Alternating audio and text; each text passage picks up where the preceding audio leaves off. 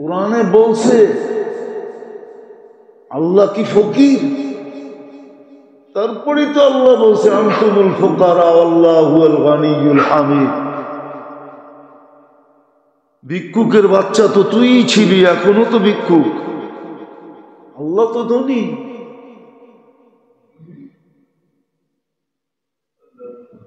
মানুষ তো অকৃতজ্ঞ। আয়েশা ফেরেশতা জিজ্ঞাসা করছে তুমি তো এমন ছিলা এমন ছিলা, আল্লাহর রাস্তে কিছু দাও না আমাকে? তো ও বিলকুল ওই ফেরেশতাই আবার রূপ ধরে আসছে। আমি কবে এমন ছিলাম?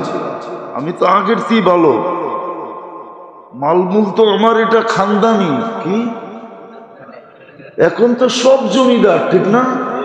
যারে জিজ্ঞেস করবেন একটু পয়সা হলে তো আমরা মালদার, খানদানি মালদার। অথচ দাদার নাম জিজ্ঞেস করলে বলতে পারবো না। তো খানদানি জমিদার হলো কেমনে? কোন তো রাগ হয়ে গেলেন? এই মজবাই আছে, অনেকজনে আছে দাদার নাম বলতে পারবে না। পরদাদারটা তো দূরের কথা, আপনি কয় পুরুষের নাম বলতে পারবেন বলেন? কি রাগ হয়ে গেলেন? কয় পুরুষের নাম বলতে পারবেন?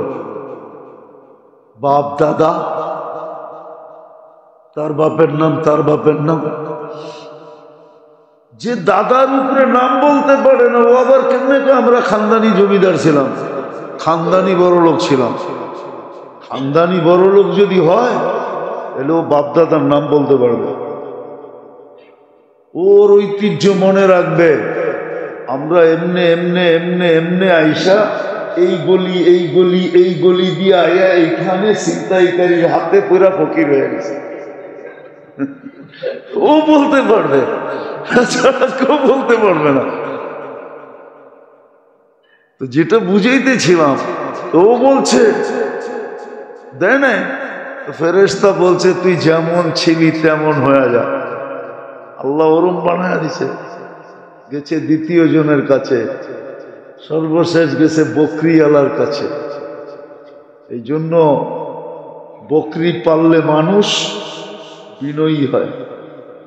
কিছু ব্যবসা আছে যেই ব্যবসায় মানুষ বিনয়ী হয়, কিছু ব্যবসা আছে যেই ব্যবসায় মানুষ কি হয়? বিনয়ী হয়। ব্যবসারও একটা খাসিয়ত আছে, কিন্তু ব্যবসারও একটা প্রভাব আছে, স্বভাব আছে। মানুষ ওই স্বভাবে স্বভাবান্বিত হয়। এই জন্য যেই কোনো ব্যবসা করা ঠিক না। এটাও যাই না করা উচিত যে কি ব্যবসা করলে আমার জন্য ঠিক হবে।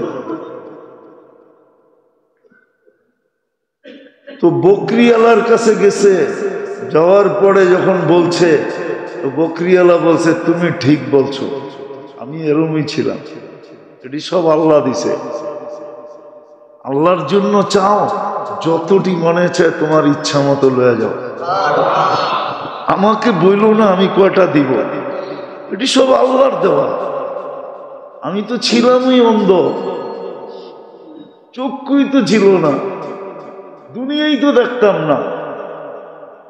আল্লাহ চক্ষু দিছে আমাকে, একটা বকরির থেকে এগুলা দিছে, এটি সব আল্লাহ। তোমার যা মনে চায় উঠে এলো, সবগুলা নিলেও কিছু বলবো না।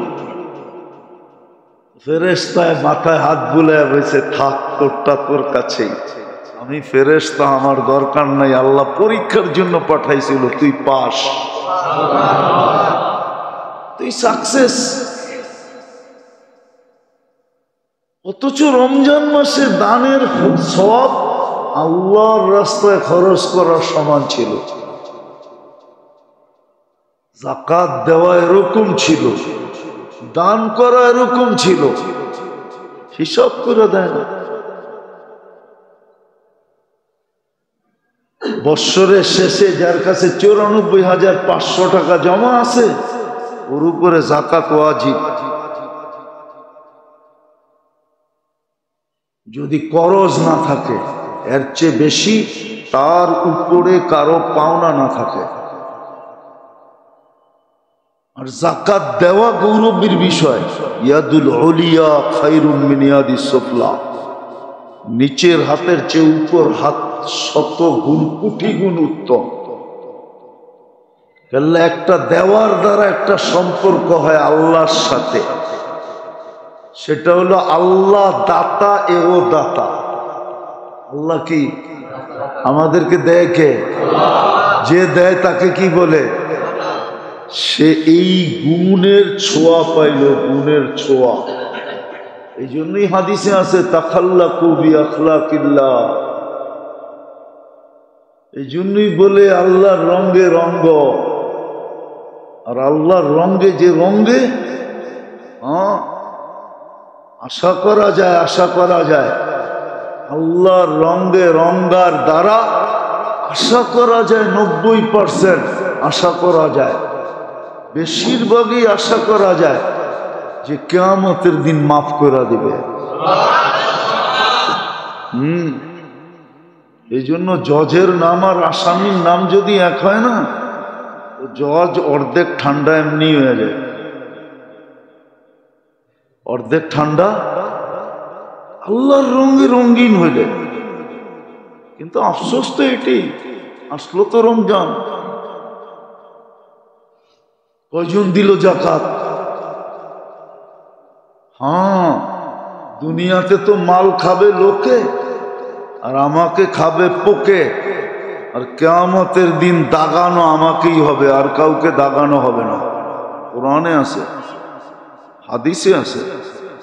এই মালকে রূপ দেওয়া হবে, জাহান্নামের থেকে গরম করা হবে। কেন? এটা সোনা রূপা। টাকাটা কি সোনা? কারণ টাকার পিছে লেখা আছে চাহিবা মাত্র ইহার বাহককে দিতে বাধ্য থাকিবে। টাকা কারেন্সি হয় সোনা রূপার ভিত্তিতে। কিয়ামতের দিন আসল রূপ দিবে, ওটা জাহান্নাম থেকে গরম করে ছ্যাক দিবে, ছ্যাক কপালে দিবে, পিঠে দিবে, শরীরে ফেরেশতারা ছ্যাক দিতে থাকবে আর বলবে হাদা কানজুক, এটাই তোর ওই মাল যেটা লোকে খাইছে, কিন্তু ছ্যাক তোমাকে খাইতে হবে। আবার ডাকায় ছ্যাক মনে করেন না যে আমারে ছ্যাক দিছে, ছ্যাকা দিবে, ছ্যাকা আমাকে ভোগ করতে হবে, যদিও পয়সা লোকে খাইছে। আর সত্য এটা, যাকাত যারা না দেয় ওদেরকে আল্লাহ ভোগ করতে দেন না। মানুষ মুসলমান বেশিরভাগ টাকা আলারা রুগী কেন জানেন? পাই পাই হিসাব করে যাকাত দেয় না। এই জন্য ওকে আল্লাহ ভোগ করতে দিতেছে না। মিষ্টি খাইতে পারে না, গরুর গোস্ত খাইতে পারে না, চর্বি খাইতে পারে না, ঘি খাইতে পারে না, এটা খাইতে পারে না, ওইটা খাইতে পারে না। এমনকি ডাক্তাররা মশারির দিলেও খায়েন না, তাহলে আপনার ওইটা বেড়ে যাবে। কি জানি বেড়ে যায় কি? হ্যাঁ, টিজি বেড়ে যাব। মশারির ডেল পর্যন্ত খাইতে দেয় না। সত্য এটা, আমারটা মানেন। আমার কথা দিলে গাতেন। যাকাত যে পাই পাই হিসাব করে না দিবে, ওকে আল্লাহ ভোগ করতে দিবে না। এই জন্য এই সমস্ত রোগগুলা বেশি হয় যারা যাকাত দেয় না, খাইতে পারে না।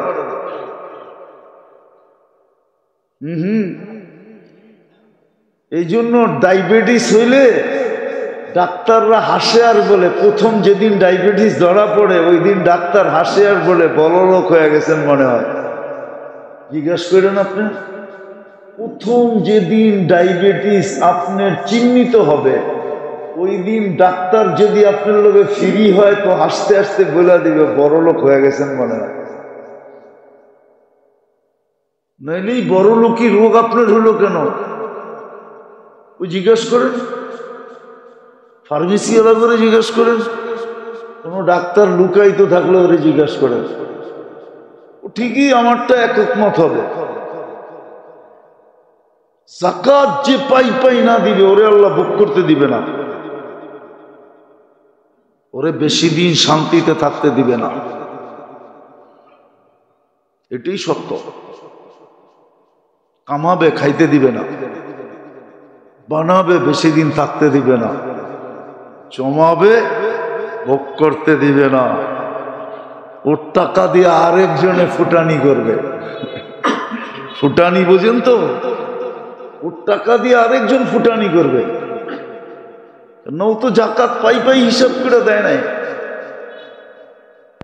ঠিক এরকম দান সৎকা খয়রাত যারা করে না, আল্লাহ কোরআনে বলে দিছে,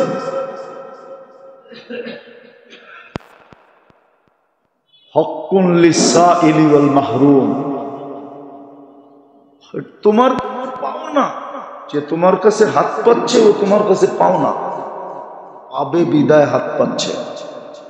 আমি তোমাকে হাত পাতা বানাইতে পারতাম আর ওকে তোমার জায়গায় বসাইতে পারতাম, কিন্তু আমি ওকে হাত পাতা বানাইছি, তোমাকে আমি দেনেওয়ালা বানাইছি, আমি আল্লাহ বানাইছি। কোরআন বইলা দিছে, ও তো পাওনাটা চাইতেছে, পাওনাটা, তুই ওরে ধাক্কাস কেন? এই জন্যই তো আরেক জায়গায় বলছে, আম্মা সাইলা ফালা তানহার, ঘোড়ার উপরে চড়েও যদি আসে আর মার্সিডিজ গাড়ি নিয়েও যদি ভিক্ষা করতে আসে আর যদি বলে আল্লাহর নামে দে, খালি ফিরেও না, কিন্তু পাওনাটা নিতে আসছে। হক্কুন লিসাইলি ওয়াল মাহরুম, এটা পাওনা। দান খয়রাত তোর পাওনা ছিল, দেই নাই, দেই নাই, রমজানে দেই না, ওয়াক্তান ফাওয়াক্তান দেই না। কত মানুষ আছে আত্মীয় স্বজন পর্যন্ত অভিযোগ করে, দুয়ারে আইসা বসা থাকে, আত্মীয় স্বজনদের পর্যন্ত ধাক্কা দেয়, অথচ যেখানে 2 গুণ সওয়াব পাওয়া যায়, কত ডাবল,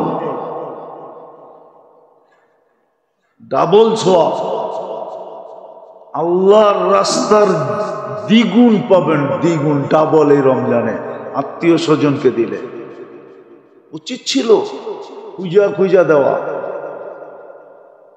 পাড়া প্রতিবেশীরে দিলে ডাবল পাবেন, এরাও আত্মীয়র অন্তর্ভুক্ত হয়, প্রতিবেশী এরাও আত্মীয়র অন্তর্ভুক্ত,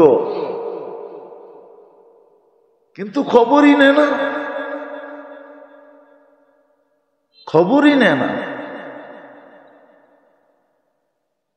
একটা কথা বলতেছি, বর্তমান মানুষ 2 আগুনে জ্বলতেছে। কয় আগুনে? কয় আগুনে?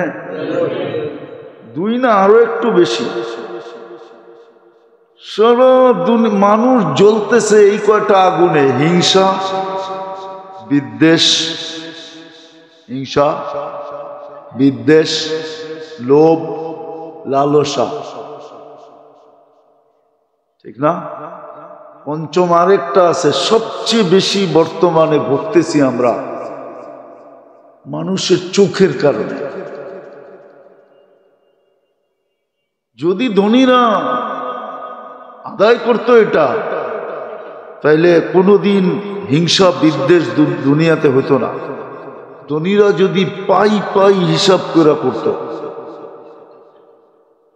পাই পাই হিসাব করে দিত, দান সৎকা যদি গরিবের হক মনে করে দান করতে থাকতো, তাহলে কোনোদিন দুনিয়াতে এত লোভ, লালসা, হিংসা, বিদ্বেষ তৈরি হতো না, এত চক্ষু লাগতো না। দুনিয়ায় 70% রোগ চোখের কারণে। কেননা আপনার বাড়ির ঘ্রাণ বহুত মানুষের দিল জ্বালায়, তখন ওই চোখের রে যায় আপনার বাড়ির উপরে পড়ে, ওটার থেকে আপনার রুগী হন। খাওয়ার ভিতরে যায় পড়ে, ওই খানা খান, তারপরে ফুড পয়জন হয়, তারপরে যায় স্কোয়ারে 5 বান্ডেল দিয়ে যান। এক রাত বান্ডেল কয়টা? কয়টা? আমি কম কইলাম, বেশি কই নাই। হ্যাঁ, অ্যাপোলোতে গেলে তো হয়তো 10টাও হইতে পারতো, আরো বেশি হইতে পারতো, ঠিক না? দিয়ে আসছে, রেজাল্ট কি বেরিয়েছে? ফুড পয়জন, আর কিছু নাই, চিন্তা করেন না, পাইজান। অথচ 500 টাকা খরচ করলেই হইতো বা 5000 টাকা খরচ করলেই হইতো প্রতিবেশীর জন্য, তাইলে প্রতিবেশীর চোখ পড়তো না, নজর লাগতো না, খানার ভিতরে যে পড়তো না, আর আপনার খায়া ফুড প্রয়োজন হইতো না। আমার কথা মানবেন তো না? তাইলে ফুড প্রয়োজন হইতো না আপনার। তো ধনীরা আছে, কিতাবে আছে দুনিয়ার অবস্থা। ধনীরা যখন বখিল হয় তো দুনিয়ার অবস্থা কি হয় এটা কিতাবে আছে। কোনো একদিন মনে হইলে শোনা মনে, কোনো একদিন যদি মনে ওঠে, আর যদি আল্লাহ এইখানে রিজিক রাখে তাহলে কোনো একদিন শোনা মনে যে ধনী যখন বখিল হয় এটার প্রভাব দুনিয়ার উপরে কি পড়ে, এটা কিতাবে লেখা আছে। কতটুকু প্রভাব পড়ে দুনিয়ার উপরে, সমাজের উপরে কতটুকু প্রভাব পড়ে, তখন সমাজ কি হয়, কিরকম হয়, সমাজের চিত্র কিরকম হয়, সমাজের ছবি কিরকম হয়, সমাজের মানুষগুলা কিরকম হয়, আজকে বলা সম্ভব না। এতটুকুই বললাম যতটুকু বললাম। এটা শুধু ধনীদের হিসাব করে যাকাত না দেওয়ার কারণে, পাই হিসাব করে, আর গরিবদের হক না দেওয়ার কারণে, ভিক্ষুকের গরিবের হক না দেওয়ার কারণে। আল্লাহ গরিবের হক রাখছে আপনার কাছে, আমার কাছে। হক্কুন লিসাইলি ওয়াল মাহরুম। আল্লাহ বলে আমি তো ওকে সুয়ালকারী বানাইছি, আমি তো ওকে বঞ্চিত বানাইছি। এলে ইচ্ছা করলে তোমাকে এই জায়গায় না ওইখানে দিতে পারতাম। কিতাবে সত্য কাহিনী আছে, সত্য কাহিনী। সত্য কাহিনী আছে। কোন অনারব লেখলে আমি বলতাম না, আরবরা লেখলে কাহিনী বড় চিন্তা ভাবনা করে লেখে। এই জন্য আরবদের কিতাবে লেখা আছে কাহিনী, আরবদের কিতাবে লেখা আছে, আরবদের কিতাবে লেখা আছে। আরবদের কিতাবে লেখা আছে এক মহিলার নাকি প্রথম বিয়ে হয়েছে, প্রথম বিয়ে। তো একদিন স্বামীর সাথে খাইতে বসছে, তো ভিক্ষুক আসছে যে ক্ষুধার্ত কিছু দাও। তো মহিলা বলছে কিছু দিয়ে আসবো। তো বেটায় ভিক্ষুকরে ধাক্কা দিয়া বাহির করে দিছে। তো কয়েকদিন পরে ওই যেই প্রথম বিয়ে যেখানে বড় মালদার ছিল, কয়েকদিন পরে গরিব হয়ে গেছে। আর প্রবাদ বাক্যতে এটাই সত্য, ভালোবাসা দারিদ্রতা যখন দরজা দিয়ে ঢোকে, ভালোবাসা জানলা দিয়ে পালিয়ে যায়, ঠিক না?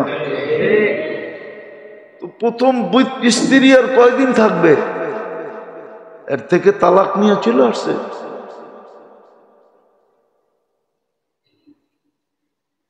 তালাক নিয়ে চলে আসছে। তো দ্বিতীয় জায়গায় যখন বিয়ে হয়েছে, ওইখানে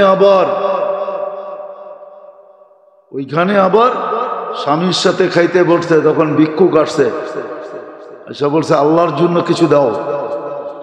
স্বামী স্ত্রীকে বলছে দিয়ে আসো, আমরা যাই খাইতেছিলাম পুরাটা উঠে দিয়ে আসো, আমরা নতুন আবার হয়তো অন্য বেলা খাবো, নাহলে পাক্কুরা খাবো।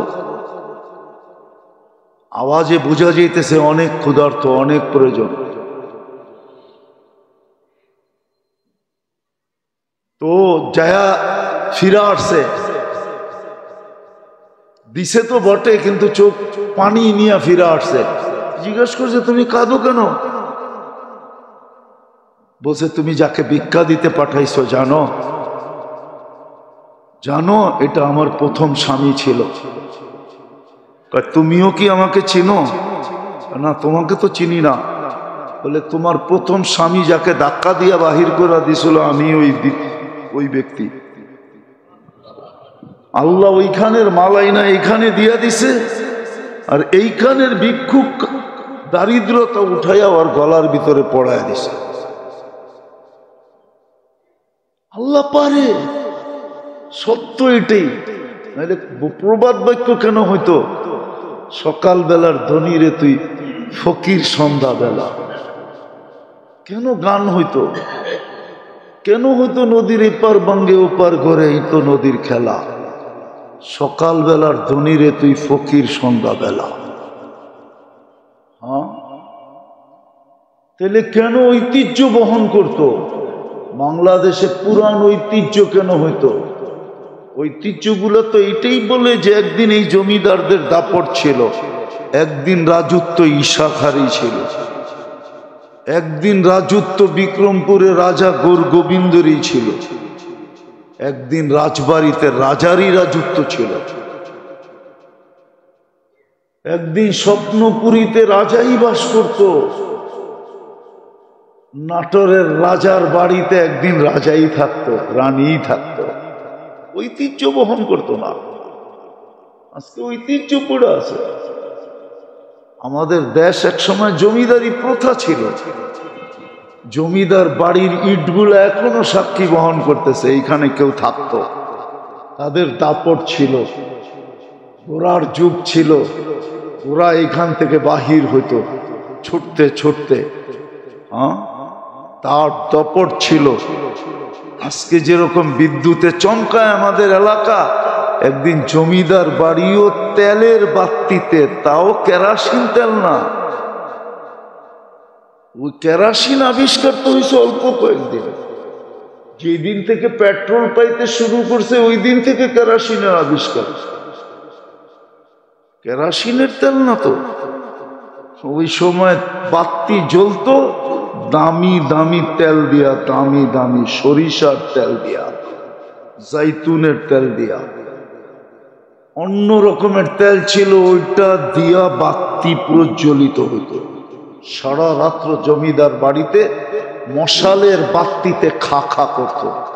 ওই দিনও তো আমাদের মনে আছে, এত তো ভুলা যায় না, যে সন্ধ্যা হইলে ঢাকা সিটির মোড়ে মোড়ে আইসা ম্যাচ দিয়া বাতি জ্বালায়া দিয়া যেত। কারো মনে আছে কিনা জানি না, বলবেন। আপনি তো দেখা যায় আদম আলাইহিস ইসলামের জমানার, ঠিক না? এখনো তো মনে আছে, সকালবেলা গাদার গাড়ি লইয়া আইতো।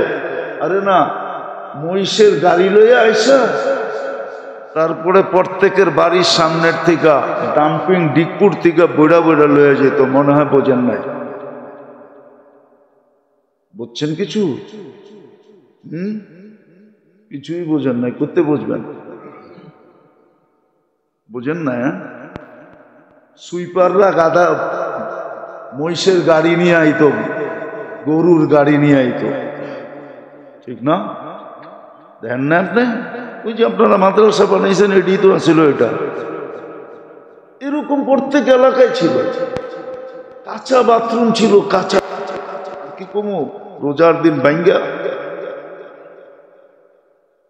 তো কেরাসিনের বাতি না, ওই জমিদার বাড়িগুলো এখন ইট খাঁ করে।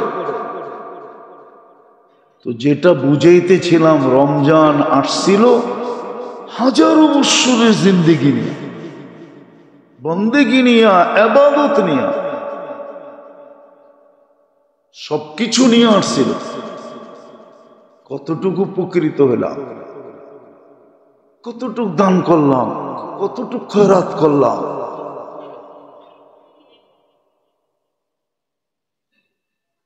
কতটুক দান করলাম, কতটুক খয়রাত করলাম, কতটুক সদকা করলাম, কতটুকু হিসাব করে যাকাত দিলাম।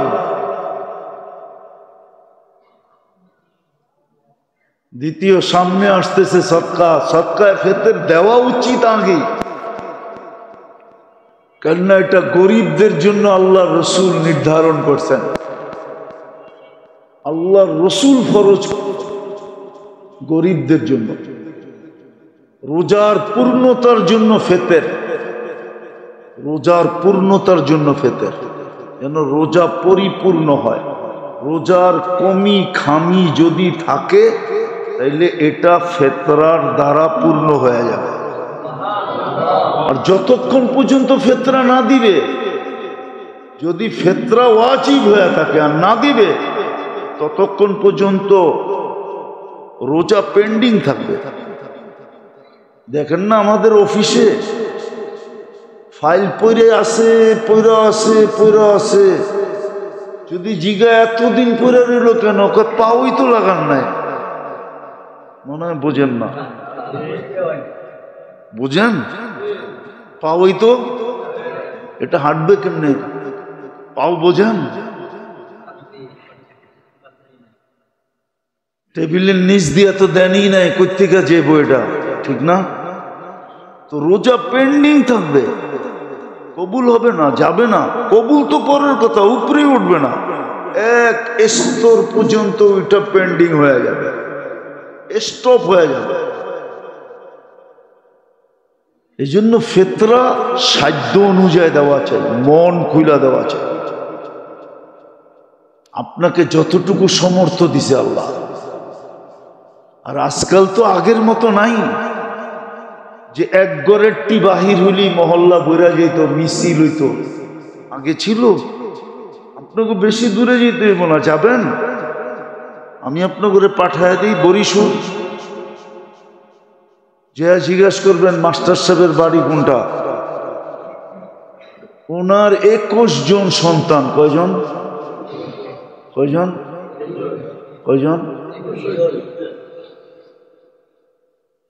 জিগান বরিশাল যান, বরিশাল বাজারে যান, যে জিগান মাস্টার সাহেবের বাড়ি কয়জন। 21 জন যদি এক বাড়িতে বাইরে তো মিছিল না তো কি? এখন তো কোনো বাড়িতে টোকাইয়া 2টার বেশি পাওয়া যায় না, ঠিক না? সাইনবোর্ড লাগাইয়া দিছে 2-এর বেশি নিয়েন না, মায়ের স্বাস্থ্য ভাঙ্গেন না, ঠিক না? কি ঠিক না? তো স্বাস্থ্য ভাঙে না, কি হয়? কি কে জানি কি কইল? হ্যাঁ, স্বাস্থ্য ভাঙে না, স্বাস্থ্য অকেজো হয়। কি হয়? বেশি মোটা হয় তো অকেজো, ওটা তো অকেজো। তো এখন তো 2-এর বেশি নাই কারো বাড়িতে, আছে নাকি? কারো তো নাই। কি বেশি বড় লোক যারা, ওদের দেখবেন অধিকাংশের, বেশি বড় লোক, বেশি পদস্থ, অধিকাংশের দেখবেন নাই। কি যদি বাড়িতে 2-একটা দেখেন, ওইটাও করতে জানি আনছে, ওর না। আমি কি দেখামো 2-4টা?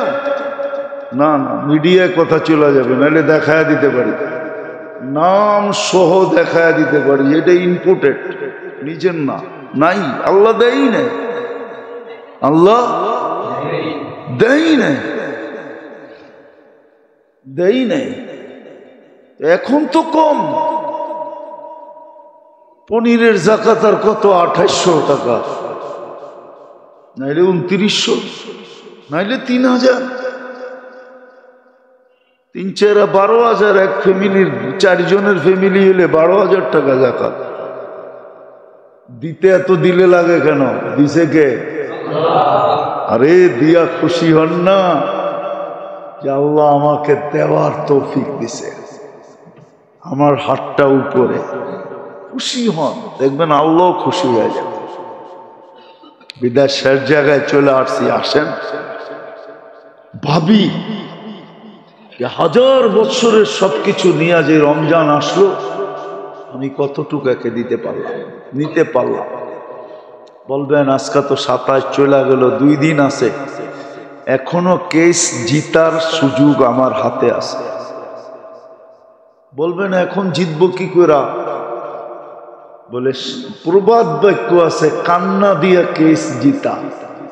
কান্না দিয়া। মহিলা দেখবেন যখন জিততে না পারে তখন কি করে? কি এই জন্যই মনে হয় প্রবাদ বাক্য আছে যে কান্দা তো জিতা লাইলা। কান্না দিয়া কি গেছে? জিতা যায়, ঠিক না? শেষমেশ কি করে? হাউমাউ করে কান্না শুরু করে। বাস আপনি আপনি বোঝেন?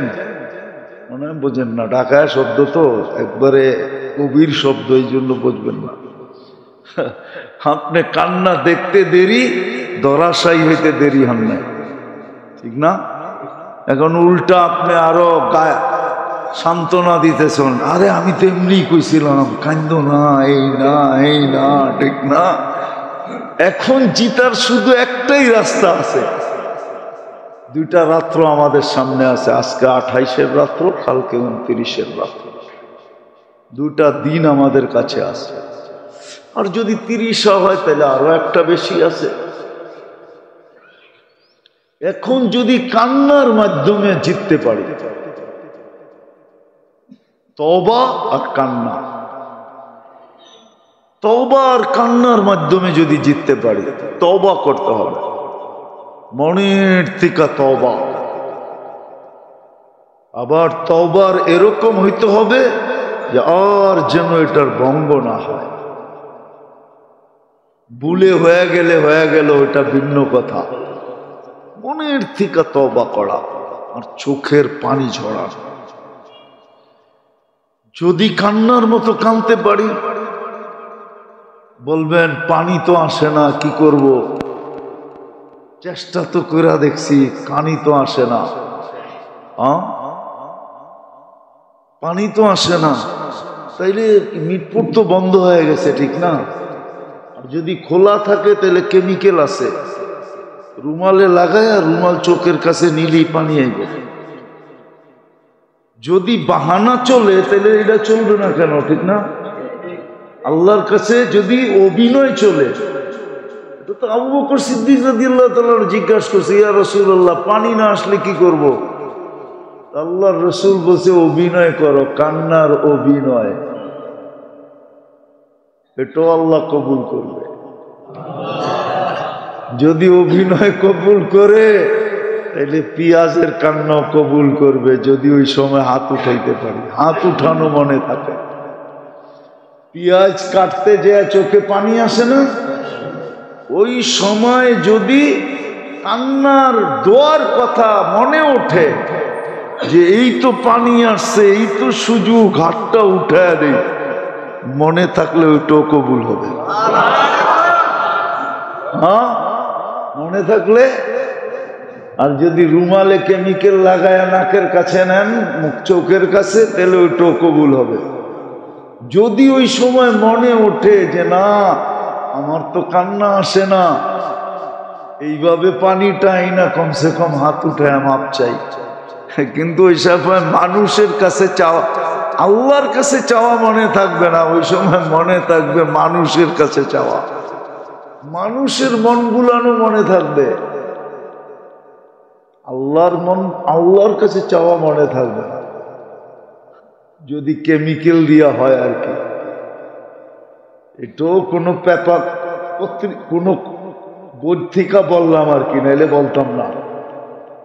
সন্ধান পাইছি যে কেমিক্যাল দিয়েও বলে কাঁদা যায়। হ্যাঁ, কি আপনারা জানেন নাকি? হ্যাঁ, আল্লাহর কাছে অভিনয় চলবে, অভিনয় করেন। বিদায় সুযোগ আমাদের কাছে এটাই আছে, এক কান্না, এক তওবা, নাইলে বাকি সব সুযোগ হাতছাড়া হয়ে গেছে। লাইলাতুল কদরের সুযোগ এখনো একটা সামনে আছে, 29 তারিখের রাত। কিন্তু কালকেই বলছিলাম, কিতাবের আলোকেই বলছিলাম যে গত রাত্রি লাইলাতুল কদর হওয়ার সম্ভাবনা সবচেয়ে বেশি ছিল, কেননা বেজর রাত্র ছিল, আবার জুমার রাত্রিও ছিল। যখন বেজর রাত্রি জুমার রাত্রি এক হয়, ওই দিন সবচেয়ে বেশি থাকে আশঙ্কা থাকে লাইলাতুল কদরের। আর কালকেরটা আরো বেশি আশঙ্কা জাগায়া দিছেন, বিলকুল 27 তারিখের রাত্রেই শুক্রবারের রাত্র ছিল, আর ওই রাত্রেই সারা বাংলাদেশে কোরআন খতম ছিল। তিন জিনিস আইসা গড়ায় একসাথে হয়ে গেছে, কিন্তু 29-এ এখনো আমরা আশা রাখতে পারি। বিদায় ফেতরা যারা এখনো দেই নাই, অতি তাড়াতাড়ি ঈদ গায়ে আসার আগে দিয়া ফেলি। পুরস্কারের রাত্রের আগে দিয়া ফেলি, যেন আমাদের রোজা আমরা ঈদগার দিকে আসতে থাকি আর আমাদের রোজা আল্লাহর কাছে পৌঁছা উপস্থিত হয়ে বসে থাকে, নাইলে কিন্তু পেন্টিং হয়ে যাবে। মন খুলা দেন গরিবদেরকে। ওকে আল্লাহ গরিব বানাইছে, আপনাকে আল্লাহ ধনী বানাইছে। ওকে আল্লাহ হাত পাতনেওয়ালা বানাইছে, আপনাকে আল্লাহ দেনেওয়ালা বানাইছে। মন খুলা দেন। কয় টাকার ফিতরা? বললাম না, সবচেয়ে উচ্চ 3000 টাকা একজনের। একজন ঘরে 5 জন আছে, 3 5 15,000 টাকা, বেশি তো না। আপনার ঘরে তো 10 জন নাই, 20 জন নাই। হ্যাঁ, যেই বাচ্চা সুবে সাদেকের আগে জন্ম নিছে তারটাও দিতে হবে। হোক না, সন্তান তো আপনারই, আর দিলে কমবে না, এটাই সত্য। আল্লাহ আমাদেরকে আমল করার তৌফিক দান করেন।